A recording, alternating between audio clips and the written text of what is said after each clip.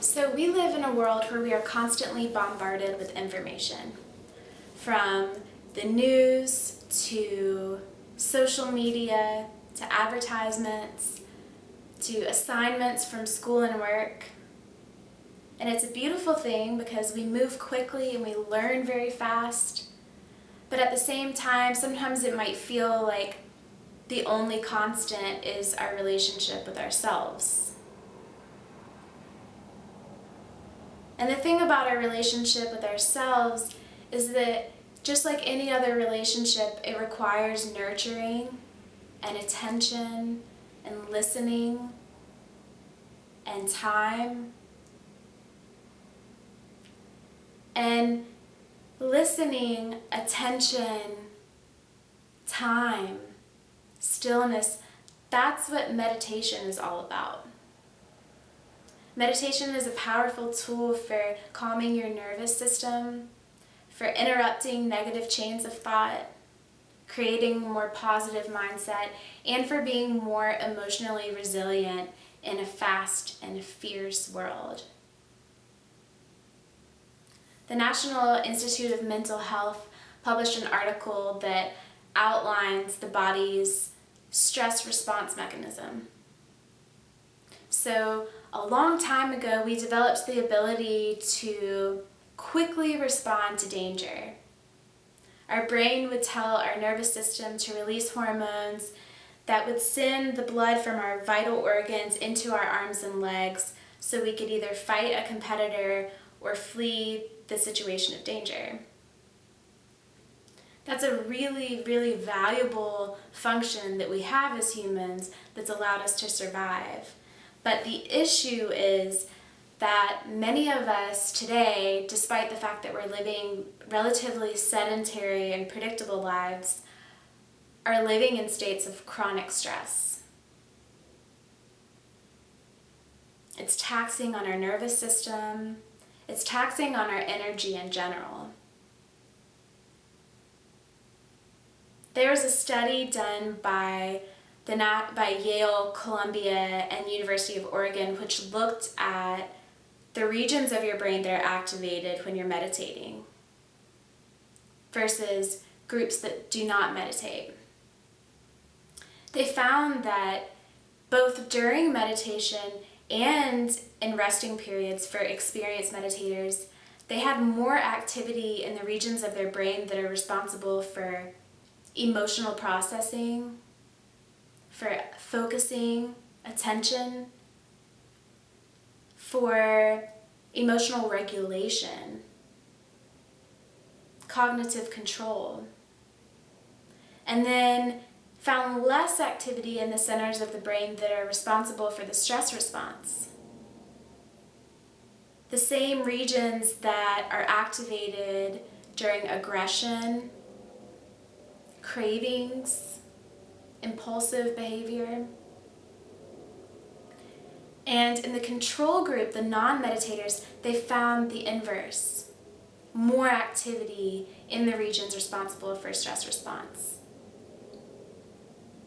The wild thing is, those regions of the brain are the same regions that are activated when your mind is wandering.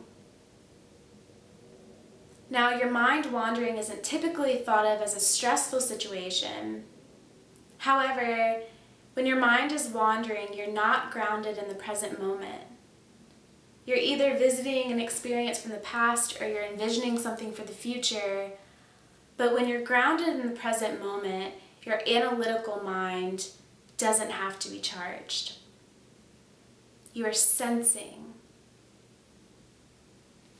Another study was done by the National Institute of Health, which supported that but took it further, where they discovered that not only was there greater connectivity in those positive, healthy regions of your brain responsible for emotional processing and creativity and concentration, but there was greater density of gray matter.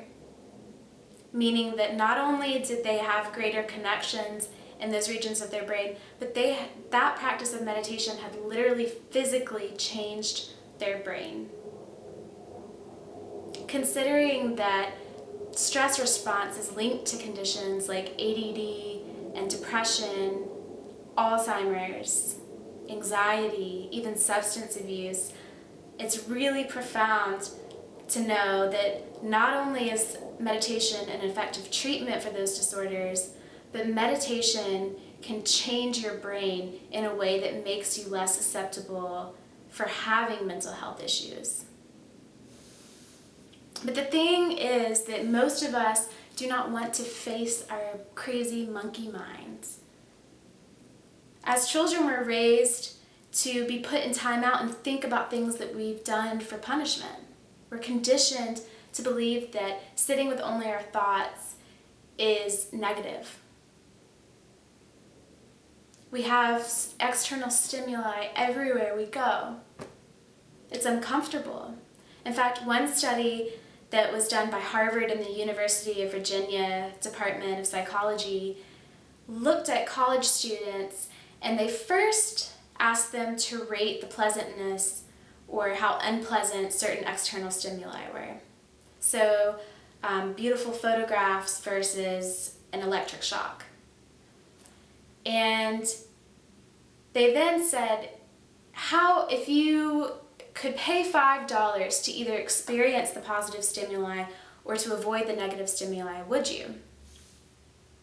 They took all the students that said they would pay $5 to avoid the electric shock, and they put them in a room and they asked them to sit with no stimuli, just their thoughts for 15 minutes. And they gave them the option of electing to administer an electric shock to themselves. Totally their choice. The crazy thing is that 12 out of 18 of the men in that study gave themselves an electric shock, and 6 out of 24 of the women gave themselves an electric shock. These are the same students who would pay $5 to avoid the shock.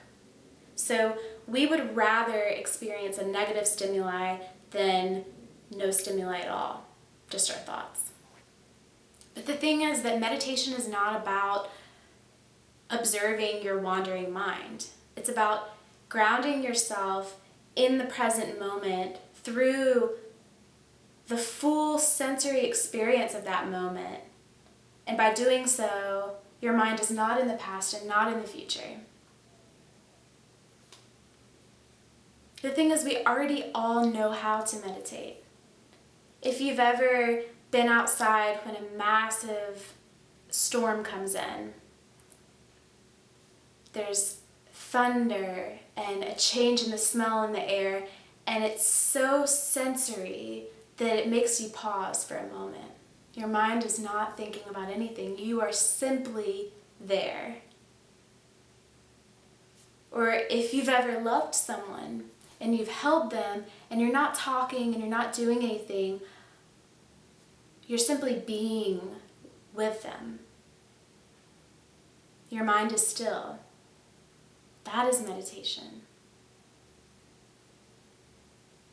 If you've ever taken your own pulse, and before you start to count, you have to become so still and sensory aware to begin to feel the rhythm of your pulse. That is what meditation is, that mind space. No matter how distracting of an environment you live in, or how much money you have, or what your education level